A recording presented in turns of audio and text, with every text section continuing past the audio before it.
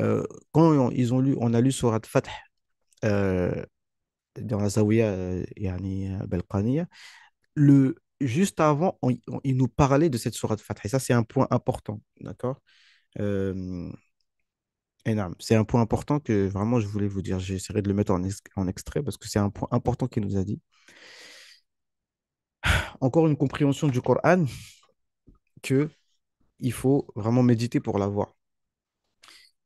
Parce que comme le shir, il est venu en France, et il voit les musulmans en France, comment ils sont et tout, et il nous dit que, vous savez, le dernier verset dans la sourate Fath, quand Allah Azza wa Jal, il nous dit, Muhammadur Rasulullah sallallahu alayhi wa sallam, والذين آمنوا والذين معه أشداء على الكفار رحماء بينهم.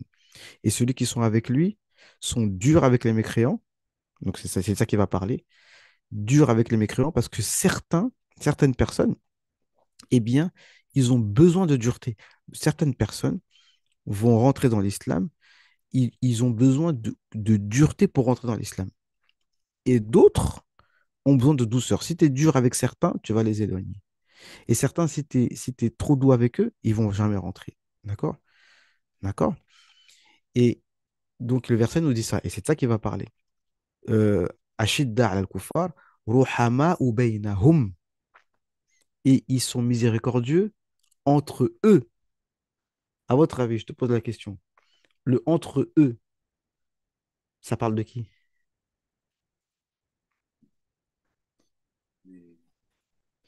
les, les, ceux qui sont avec le prophète Mohammed sallallahu alayhi wa sallam sont durs avec les mécréants et ils sont miséricordieux entre eux.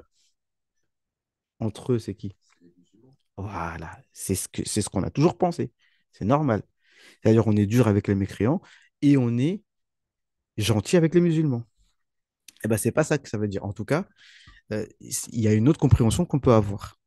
Ça veut dire qu'on est dur avec les mécréants et on est miséricordieux entre eux. C'est-à-dire on est miséricordieux lorsqu'on est parmi eux. Allahu Akbar. Ça veut dire quoi?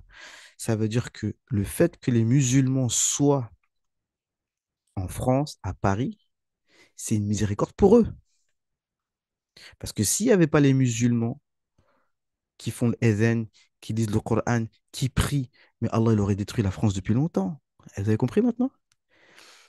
Et cette compréhension, elle est cohérente avec la sourate elle-même. C'est pour ça que c'est super important que les musulmans ils mémorisent le Coran. Regardez la sourate Fatih. On retourne on retourne en arrière. Dans cette même sourate, regardez ce qu'Allah il nous dit. أعوذ بالله من الشيطان الرجيم هم الذين كفروا وصدوكم عن المسجد الحرام والهدي معكوفا أن يبلغ محله ولولا رجال مؤمنون ونساء مؤمنات لم تعلموهم أن تطؤوهم فتصيبهم منهم معرة بغير علم ليدخل الله في رحمته من يشاء لو تزيلوا لعذبنا الذين كفروا منهم عذابا أليما. Ce verset, il nous dit quoi? Il nous dit que, en fait, vous savez, au pacte de Hudaybiyah, il y avait des musulmans cachés à la Mecque qui ne pouvaient pas dire à voix haute qu'ils sont musulmans. Et donc, au pacte de Hudaybiyah, il aurait pu aller attaquer. Parce que le verset nous dit, il commence en disant, c'est eux qui vous ont empêché de faire la Umrah, de rentrer dans le Masjid al-Haram. Humul ladhina kafaru wa saddukum anil Masjid al-Haram. C'est eux qui commencent. C'était prévu, c'était convenu qu'ils viennent faire la Umrah et maintenant ils les bloquent. Pourquoi vous nous bloquez? Et en plus, le bruit a couru que Sayyidina Osman ibn Affan, il a été tué quand il a été envoyé comme ambassadeur messager pour aller négocier. Le bruit a couru qu'ils l'ont tué. Ils ont dit, ah, et c'est là qu'il y a eu le bay'at, Ridwan, le pacte d'allégeance sous l'arbre. Ils ont dit, ah, là, on était venu pour la guerre, mais là, maintenant, c'est la guerre. Est-ce que ceux qui prêtent, ils prêtent allégeance, là, maintenant, on va leur rentrer dedans. Bref, mais Allah nous dit, Walaoula rijalun mu'minun. Si ce n'était pas des hommes croyants, wa nisa'un mu'minat, et des femmes croyantes, lam ta'lamuhum, que vous connaissez pas, an tata'uhum, que vous auriez pu leur marcher dessus, quoi, et yani les tuer en même temps.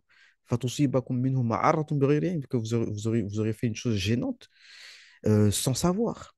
لِيُدْخِلَ اللَّهُ فِي رَحْمَتِهِ مَنْ يَشَاءُ, afin de faire rentrer dans sa miséricorde qui il veut. Parce que ces gens-là qui auraient pu être tués à ce moment-là, ils se sont convertis après au Fath Mecca. لَوْ تَزَيَّلُوا لَعَذَّبْنَا الَّذِينَ كَفَرُوا مِنْهُمْ عَذَابًا أَلِيمًا. Si les musulmans s'étaient mis de côté, les mécréants auraient été châtiés. Vous avez capté maintenant? Et quand tu finis cette page, tu descends la page et tu vas à la page d'après, et il y a le verset qu'on a récité tout à l'heure.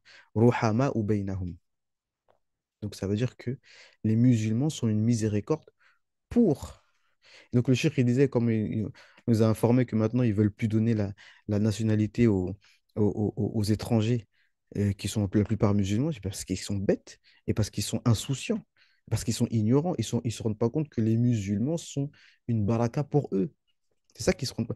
C'est une baraka et subhanallah, Allah, il fait que même, je veux dire, sociétalement parlant, économiquement parlant, c'est une réalité. Parce que l'argent de la France, ils le prennent principalement chez les musulmans. Le gaz d'Algérie,